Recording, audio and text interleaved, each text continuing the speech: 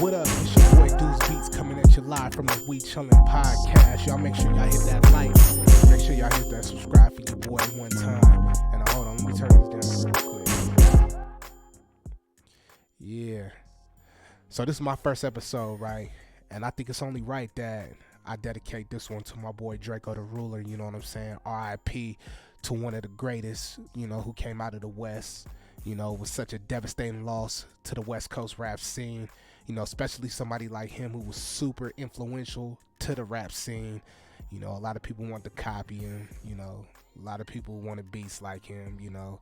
He started this new wave, and, you know, shout out to Dejan Paul, you know, he turned the genre or named the genre to traffic rap, you know, and that genre of music from the West has been popping from 2015 and on.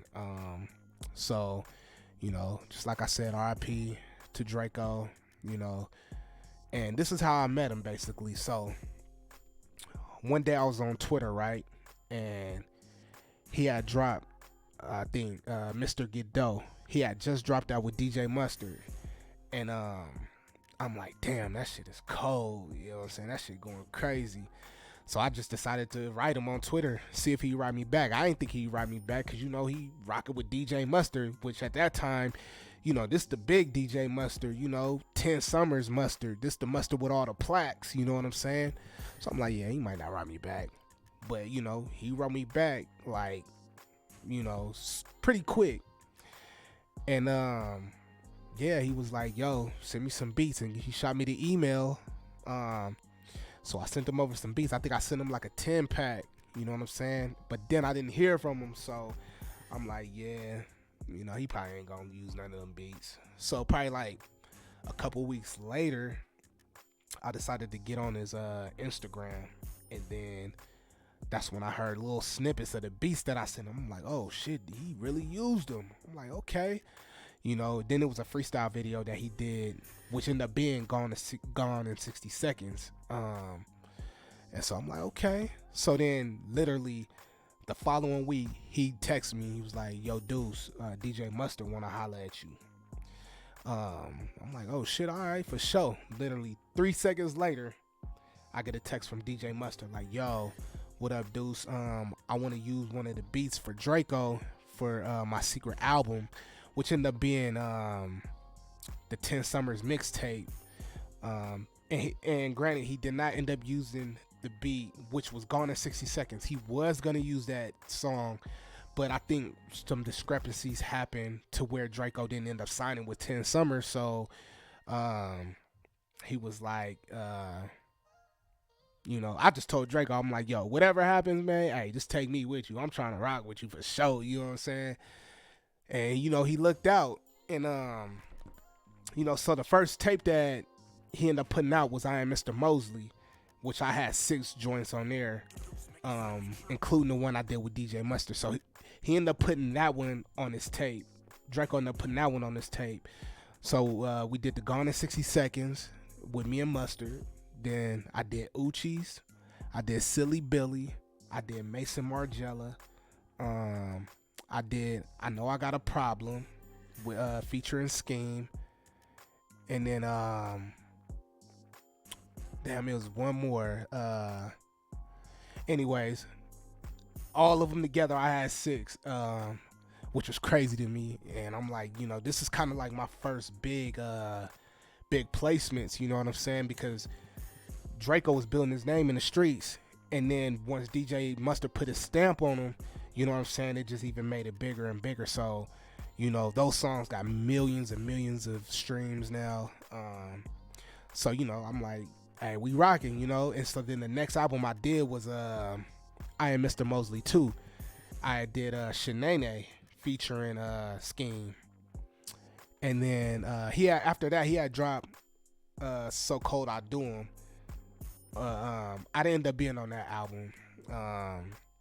But then, you know, he ended up getting locked up for a little bit, and I think it was around 2017 when he got out. Yo, if I'm wrong, y'all correct me, but I think it was around 2017 when he got out. And you know, I hit him like, yo, You know, you ready to get to work? He was ready. So then that's when he had dropped Cold Devil. And I had two on Cold Devil. I had Pippi Longstocking, and then I had Damn Daddy featuring Jeezy. You know what I'm saying? So I'm like, okay, we rocking. And then he ended up having to do some more time, you know, and shit, my bad, y'all. You know, he ended up having to do some more time, and then you know, once he got out again, you know, it was the same thing. You know, he was like, yo, let's work. I'm ready to work. And then he had dropped, you know, what was it? We Know the Truth. He had dropped We Know the Truth. That was his first album coming out. And that one, it was more like a collaborative between me and Ron Ron. Shout out to Ron Ron, the producer, man. Always stay solid with your boy, you feel me?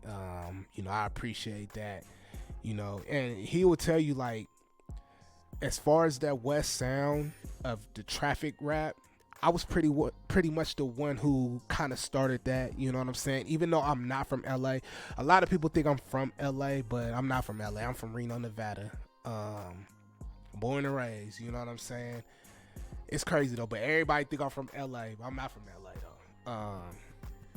But yeah, you know, and even Ron Ron had said it on a podcast, you know, that me and Drakeo, we was rocking, and I'm pretty much the one who started the traffic rap, you know what I'm saying, as far as the beats and as far as the sound goes, you know, shout out to every other producer though, you know what I'm saying, who came after, you know, cause y'all took it to another level, but you know, me and Drakeo, we had some, you feel me, and yeah, so then after that, you know, I think the biggest one on We Know the Truth that I did was a collab with Lo the Great. Shout out to Lo.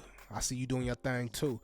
We did Lil Boosie featuring Stupid Young, which goes crazy. That's one of my favorite videos too. And songs. And it go crazy. You know, they still play that everywhere, you know what I'm saying? And so after that, you feel me?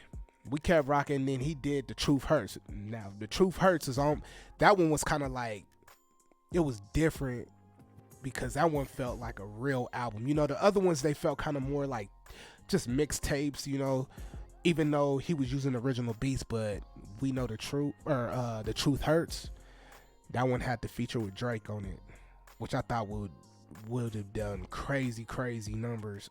And I think it did, but because I think that he didn't do the video with Drake, or Drake didn't do the video or whatever, it didn't get that big push like it was supposed to, you know. And, you know, shout out to Drake for even clearing the record, because Drake don't clear a lot of records for everybody, you know what I'm saying? But, you know, shout out to him. But I had, on that album, I had 4, you know, and I basically, you know, I kind of started off the album having track 3 and 4, which was No Apologies featuring Damon Elbert, you know what I'm saying? And then there's some Shit on Me, which was one of my favorite records that Drakeo ever done on one of my beats. It's Some Shit on Me. Like, that beat right there was originally for Shorty Shorty. I made that for Shorty Shorty in mind. Not thinking that he would probably use it or anything, but I did send it over to him. And I sent it over to his people. They never got back to me. So I tried to sell the beat, and nobody was messing with the beat. You know what I'm saying? But the one thing I love about Drakeo was he always was just like, yo, just send me your hardest shit. Like, he never was like, yo, make me something like this, or make me something like this artist. Yo, I need a beat like this. No, he was like, yo, whatever you make, just send it to me. I'm gonna murder that shit. And that's what he did, like, for real. So, you know, as an artist, that's what I like. You know, a lot of artists came after that and was like, yo, can you make me a beat like Drakeo? You know, I need that. It's Some Shit on Me. Yo, y'all had a chance to have that beat. Nobody wanted the beat until I gave it to Drakeo, and Drakeo got on it. Then everybody started like, yo, I need a beat like It's Some Shit on Me. You know what I'm saying? Which was crazy. But, you know, and then the next one was Ain't That the Truth, you know, had a collab with Ron Ron on there. And then A Cold Day in Hell, Close That Back Door featuring Ralphie the Plug. Shout out to Ralphie. Um, yeah, that was a collab with me and Ron Ron too. So, you know, just like I said, like the West Coast ain't been the same without Draco. You know, it kind of like it had died down, because Draco had brought that energy, you know what I'm saying? He the one that's rocking the chains, he's rocking the forms, you know what I'm saying? He elevating, and he getting everybody else to elevate too. So that was the Draco effect, because when they saw Draco and what he was bringing to the table, and then also, everybody else was trying to basically emulate what Draco was doing. So everybody stepped it up at that point, you know what I'm saying? That 2015, 16, 17, 18, 19, 20, 21, everybody was on their shit, you feel me? And I'm just blessed to be a part of it. Draco helped me, you know what I'm saying? Because he was rocking with me, everybody else started rocking with me, you know what I'm saying? And that's how I was able to get my other placements. And yeah, shit just ain't the same. But the one thing, we just got to keep his name alive, you know what I'm saying?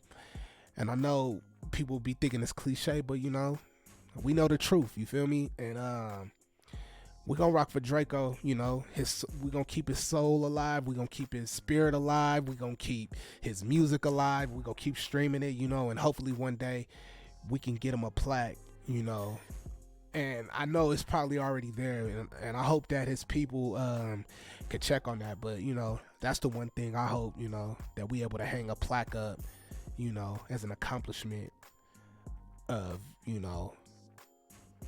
Draco the Ruler, and just like I said, R.I.P. Miss you, brother. We gonna keep your name alive, trust me. Hopefully they drop a new album, because me and Draco, we still got like probably 6 to 10 songs that's not even dropped, you know what I'm saying? That's just in the vault. Draco remind me, his work ethic remind me of Pop.